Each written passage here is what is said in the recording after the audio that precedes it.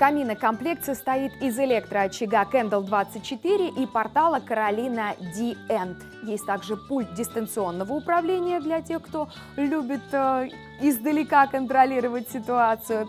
Яркость пламени также регулируется и обогрев, хороший обогрев, тепло. Есть также на пульте дистанционного управления возможность выключения звука, но меня он вполне устраивает, оставлю. Что касается портала, выполнен он в темно-ореховом цвете, габаритные размеры 93,5, 115, глубина основания 37 см, глубина верхней части всего 32 см.